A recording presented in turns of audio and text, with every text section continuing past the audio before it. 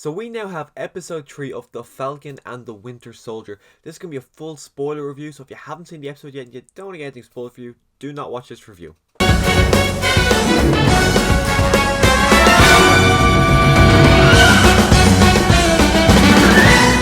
So when it comes to episode 3, an awful lot happens in this episode, like a lot. We start off the episode with our new Captain America. He's kind of going around asking questions about the Flag Smashers. And during this small sequence, you can see that he is not a good man. You can say he goes in, he starts interrogating these people, asking where these people are going to be, asking all these questions, and since someone doesn't give him any answers, he looks them dead in the eyes and he shouts, "Do you know who I am?" The man looks him back and says, "Yes, I do, and I don't care." Don't blame the guy. I wouldn't care if this Captain America came up shouting in my face either, because he feels like just because he's Captain America, he's entitled. He feels very entitled in this episode. In episode 2, I felt like I had a bit of sympathy from the guy just from the opening minutes, but just we've seen very little of him in this episode. But what I saw of him, the less I like this guy. The more I see of him, there seems to be he just comes across way more unlikable than he did at the start of episode 2. But we do go see Zemo. Well, Bucky goes to see Zemo because he says, "Okay, Sam, you're an Avenger. You really shouldn't come in there."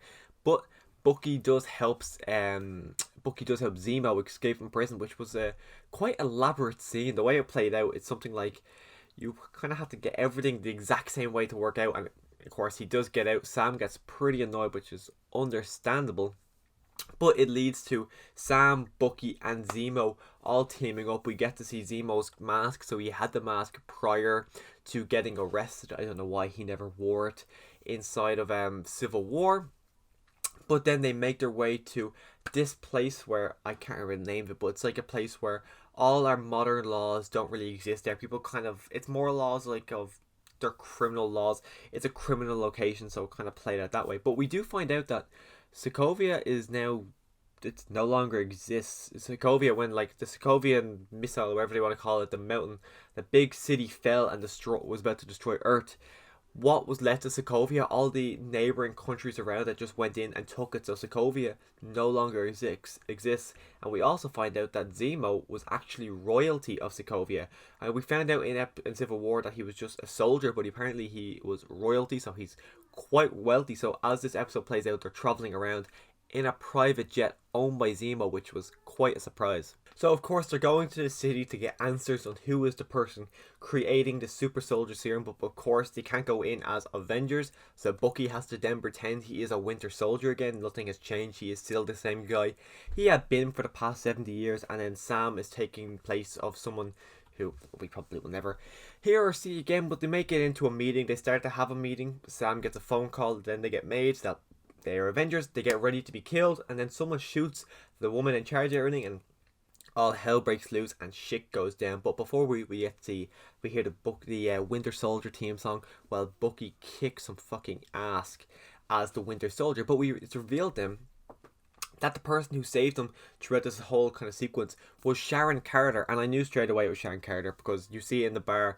there's a woman who puts her hood down and walks away, and like kind of figure straight away that is of course Sharon Carter, because we got 3 episodes left now after this episode and we haven't seen Sharon Carter, and she's right there in the poster, so I assumed we were gonna have to see her eventually. But we do see her, and unlike what happened with Steve and Falcon, their names got cleared after Civil War, her name hasn't been cleared, and I assume she never got dusted. I don't know if that's been confirmed or not confirmed, but she now lives here. She's a criminal and she's running like an art gallery where she's selling the actual paintings in museums. They're the fake versions, she's selling the actual ones. And I imagine she didn't get dusted, because I can't see how she had that for 2 years, then she gets dusted, and then in a space of 6 months she's able to regain everything she had.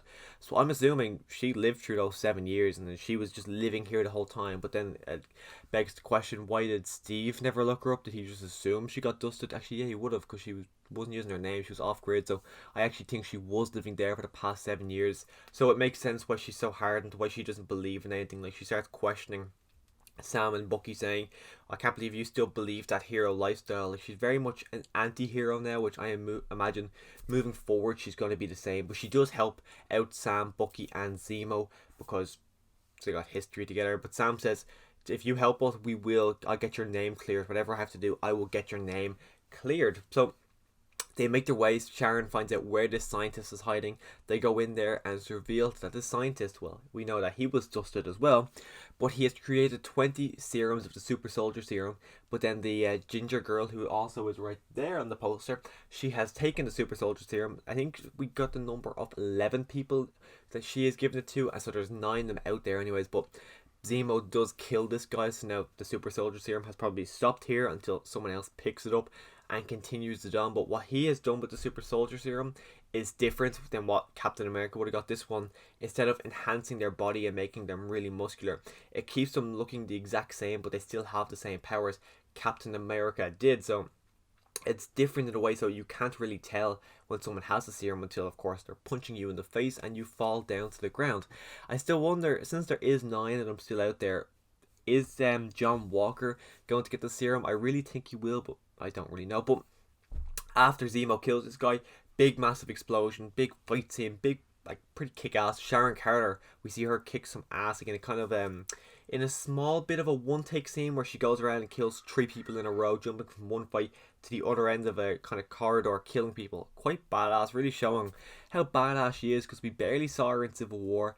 Winter Soldier, we saw her, but not really kick-ass, but this is the biggest point we've seen her actually kick some ass. But of course, she does not go with our main group. We see Baron Zemo, we see Falcon, and we see Bucky. They make their way, they're leaving there. Sharon Carter decides to stay because, of course, her name isn't cleared, and as soon as she goes, she's just going to be arrested straight away.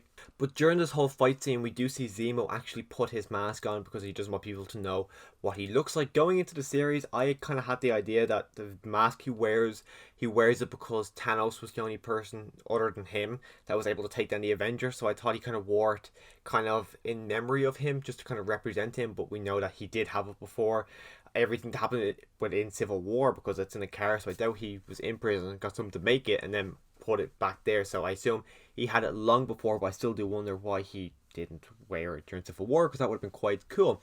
But they do start to leave. We also know one little small thing, it's just a very small thing, but Steve's notebook that he was writing in Civil War, or in Winter Soldier, it's the exact same notebook that Bucky is writing in, so that's just something very small. But Sam now regrets massively giving away the shield. He thinks he's going to take it back, but instead of taking it back and using it, he's going to take it back and destroy it. He shouldn't have even given it to a museum. He says he's just going to take it back and destroy it, but Bucky says before that he's going to be the one to take it back. So we know that they really want the shield back. I imagine we're not going to see in episode 4, maybe episode 5 we'll see them take the shield back, because there is something in the trailer where they're actually training with the shield, so we're going to have to see that at some point. But 4, I don't think 4, maybe 5, but we do see within this episode that the Flag Smashers are now stealing supplies. They blew up a building to send a message, but more importantly, Bucky, Sam, and Zemo make their way there. Of course, they're going there to get more answers on the Flag Smashers. Sam and Zemo go in. Bucky says he's going to wait outside. He goes up and picks up this little ball. Straight away, I noticed it was a Wakandan tech. I lost my shit. He walked off, found another one, and then of course there's a Wakandan soldier right there. And I'm about 75% sure we're going to see T'Challa. I'd be kind of surprised if we didn't. I think it's going to be... I kind of thought we were going to see something to do with Wakanda anyways within the series, because I knew when Zemo was the one that... When Zemo's in the show, I knew he was going to be freed. I knew Wakanda would, of course, have to come and get revenge, because, of course, they killed their king. They're going to want to get something involved. So I knew Wakandan soldiers or someone was going to show up. And I have a feeling T'Challa will be here, because, like, this would have been filmed before he died. I think it's understandable that they keep it a secret, even though after everything that happened with him, I feel like they keep it as a secret just to kind of just put a smile on people's face, because I know if he's going to show up, I'm going to be happy. I imagine everyone else can be happy. So I think it's maybe a 60 to 70% chance he will show up. I'd love if he showed up, but I'm not expecting him to. I think it'd be amazing if he did show up, but I don't really know. But I think we are going to see a bit more Wakandan people. We probably will see someone from Wakanda that we do recognize, because I think just having one soldier that we've never met before won't be as interesting. If we don't get T'Challa, maybe, what's her name, Okoye, Michonne from The Walking Dead, maybe we'll see her. But honestly, I don't really know. I just want to see someone from Wakanda that we recognize. But as a whole, this episode, I enjoyed it. It's the longest out of all of these Marvel series. I think it was like 55 minutes, which I was quite surprised when I turned it on to see that runtime. I am really excited to see episode 4. We've only got 3 episodes left now, which is quite disappointing that we're halfway through, and I don't know where this story is going to go.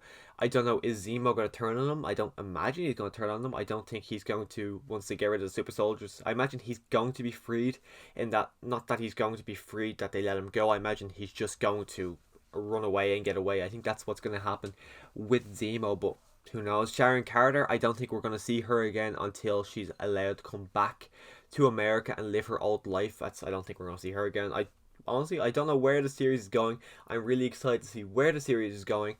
I don't think this is not the best episode of the season. I think episode 2 is easily the best of the series so far. I really enjoyed all the Sam and Bucky stuff together, as well as seeing them with the new Captain America. I loved all that stuff. Episode 3 is better than episode 1, but hopefully episode 4 knocks them all out of the park and makes these episodes look terrible in comparison to episode 4, but I doubt that's going to happen. But if you want to hear my thoughts on episode 4, make sure you click the subscribe button so you can go back next week and hear my thoughts on episode 4. And as always, thanks for watching.